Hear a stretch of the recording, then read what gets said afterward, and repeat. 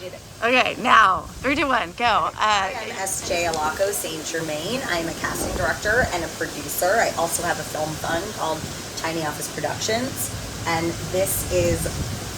I'm Paulina Kessler. I am a writer and director, and I just did my first short that I wrote and directed, and dipped my toes in a little bit of a producing role as well. So, Dipped your toes, except your toes are not it. Dip it in, baby.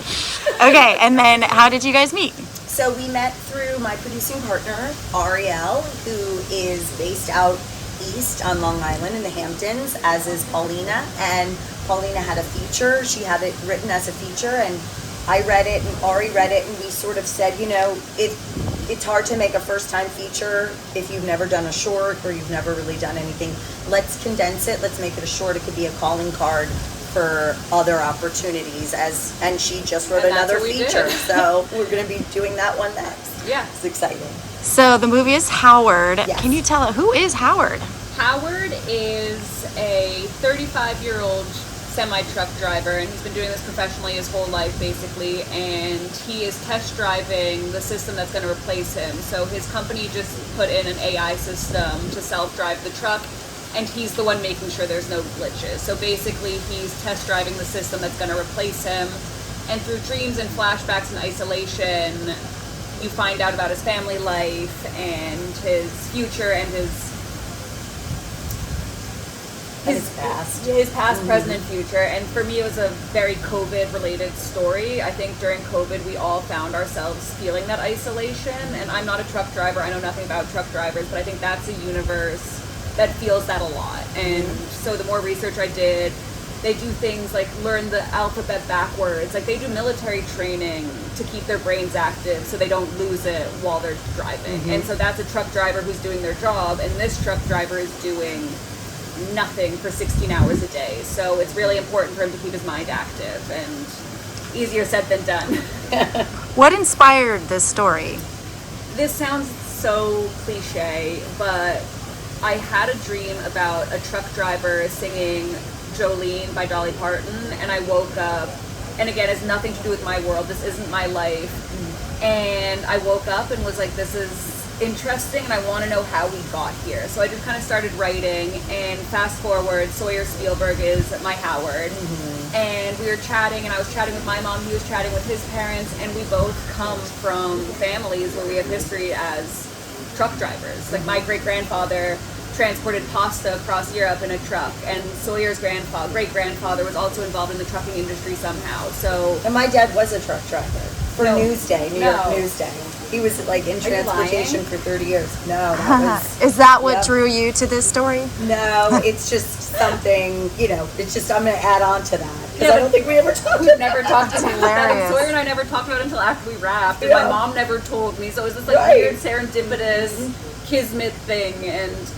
again, we all fell in love and filmed all of it in Long Island, and as a first-time director, it was really important for me to shoot at home because that's where I feel confident, and I think comfort creates confidence. And as a first-time director, feeling so in my element was really important. And how did you meet Sawyer Spielberg, and how did you pitch it to him? How did I have a really great casting director, and they've worked together. Yeah, so I met Sawyer a few years ago. I know his manager, Scott, who, when I was starting in casting 2012, he worked at Gersh, and I just remember him being like a really lovely agent. So when he went into management, I was interested in meeting some of his clients, and Sawyer was one, and he had been pitched for things, and we met up in the Hamptons, and his lovely wife, Ray, who's also a wonderful actress, came, and so we all just sort of bonded. And when this movie came up, we were thinking of who could be this, and Sawyer came to mind, and so they met, and we never saw another. No, we never saw another. Howard we met for a coffee and just kind of to get a little bit of a vibe check. I think he liked the story. I liked him for it, but I just wasn't sure because again, like, you invent this human in your head and you see him so clearly. Like when I first started writing Howard, it was John Goodman, and he was 65 years old. So, and then like every rendition, his age changed, his look changed. And then I met Sawyer, and I had this like stupid grin on my face because I met someone I invented. and we were talking, and we were supposed to meet for 10 minutes. We sat there for an hour and a half in the freezing cold, and I was just looking at him like, holy moly, like, you're Howard. And we just never looked back, and our plan is to work together on the next project, and which is a comedy. It's gonna be funny. No it's sadness. Funny. It's like Caddyshack. Yeah. Like a modern day Caddyshack. It's amazing. It all started with a dream. Yeah.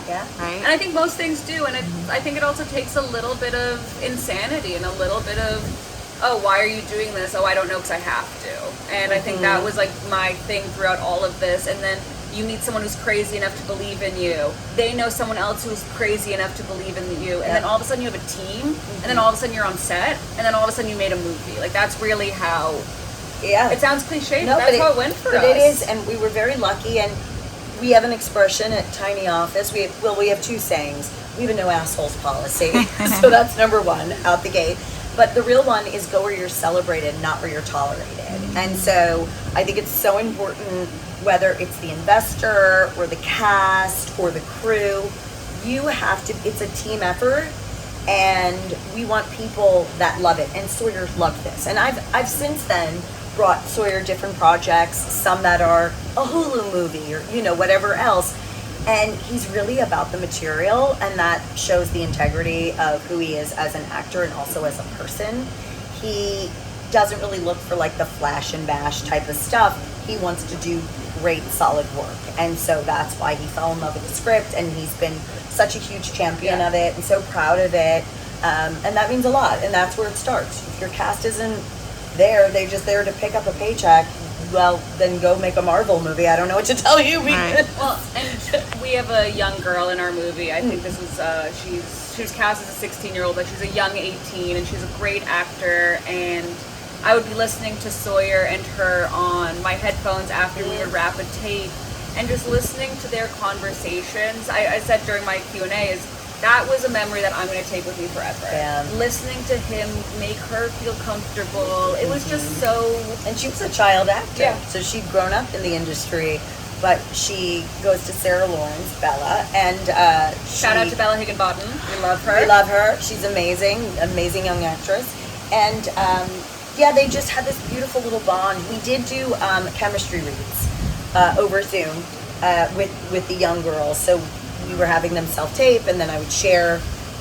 Part of my job as a casting director is I can't give you all of the people that self-taped. I have to go in there and pick who I think would be the best person. And a lot of that is also knowing the actors and knowing who would be right and a right fit with Sawyer.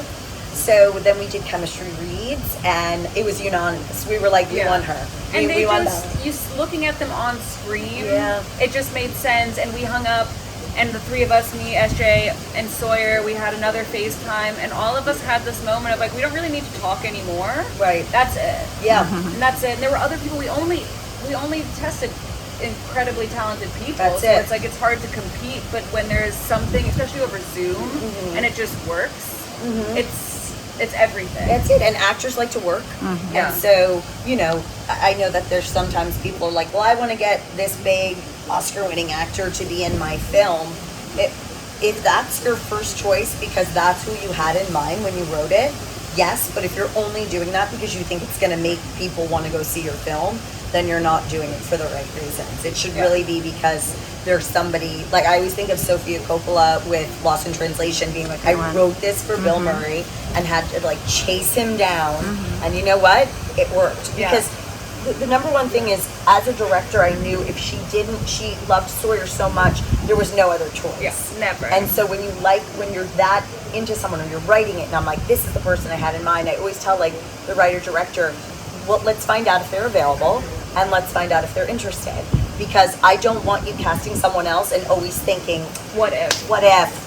Don't ask, don't get in this industry. So you have to ask and check the avails. With everything in life, Everything in life, yes, ma'am. And everyone just checked their ego at the door, and we had a 4-day shoot, and it was 3 days actually, because it was a load in, load out. And of course things didn't go right every single second of the way, but I didn't notice, to be really honest. No. I hate to sound like cliche about it, but I was on such a director's high. Yeah. And my team was so strong and good and collaborative that it all felt like it was part of it. Yeah, we kept you out of the fray, which is a producer's job, is Thank to you. make sure that we like to manage our artists. So, you know, artists need to be managed, and that's what a producer does.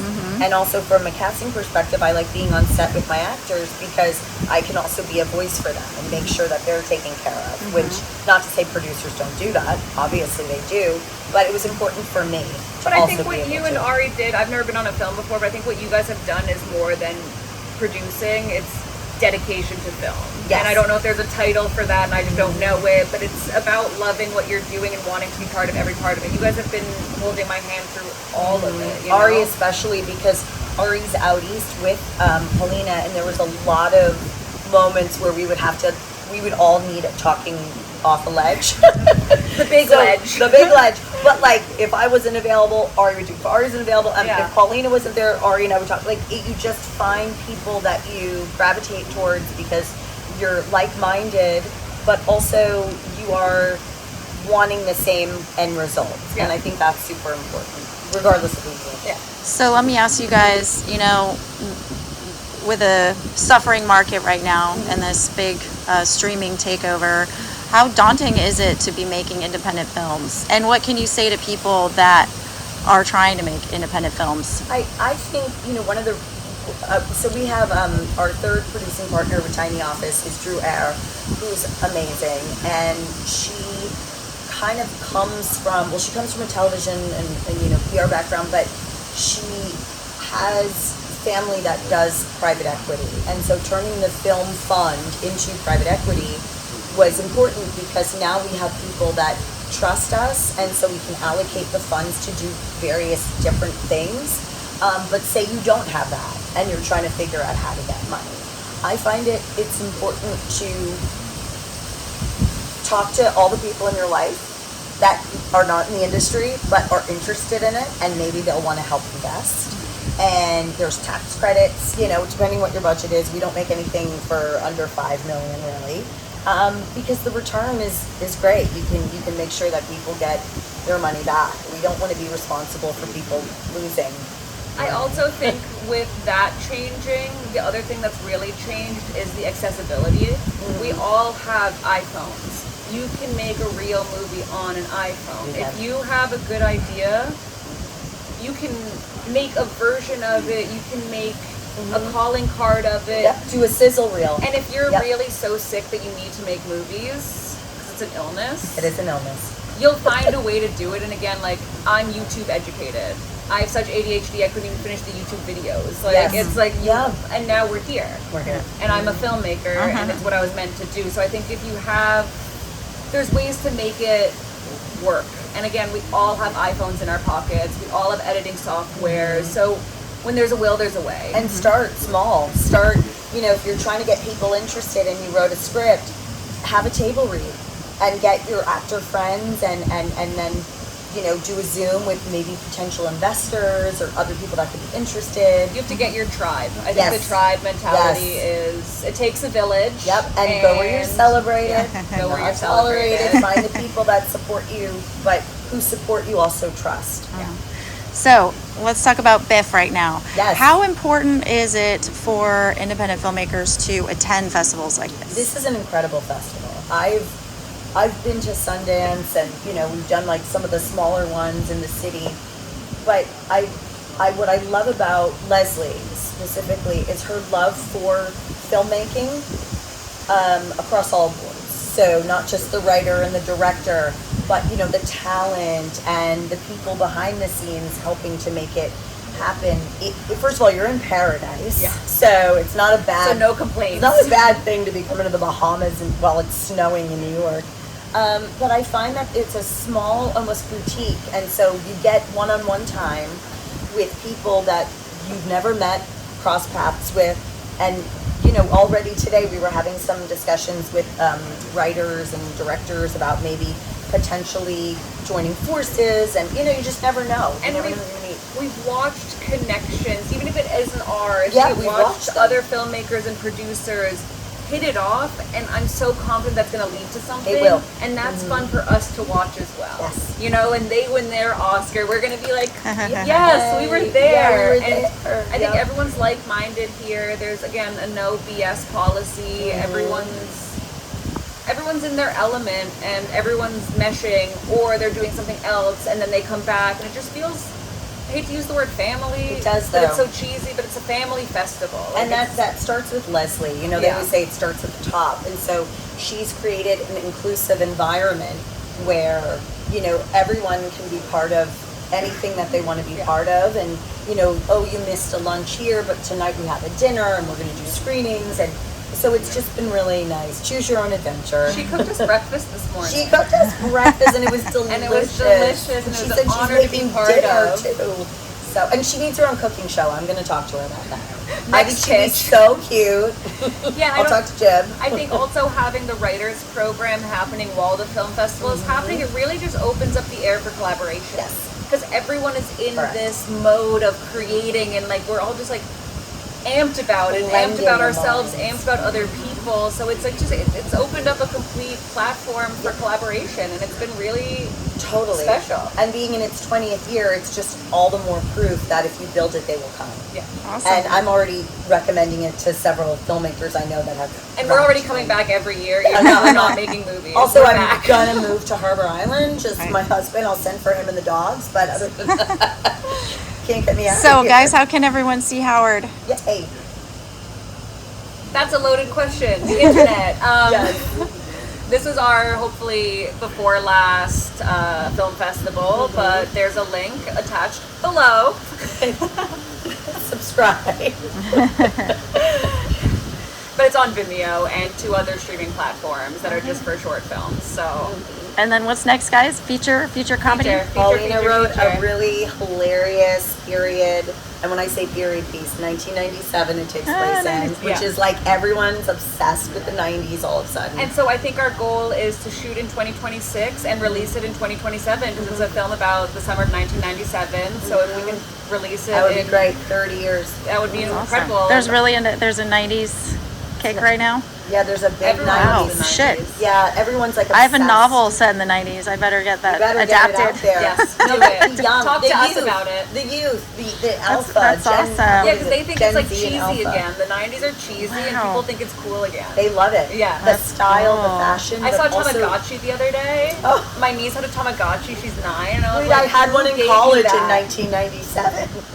Wow, I'm awesome. old. Have a I don't. Tamagotchi. I mean, yeah, and it died. So that's why I don't. Awesome. You poor thing. I couldn't take care of that. Should have known.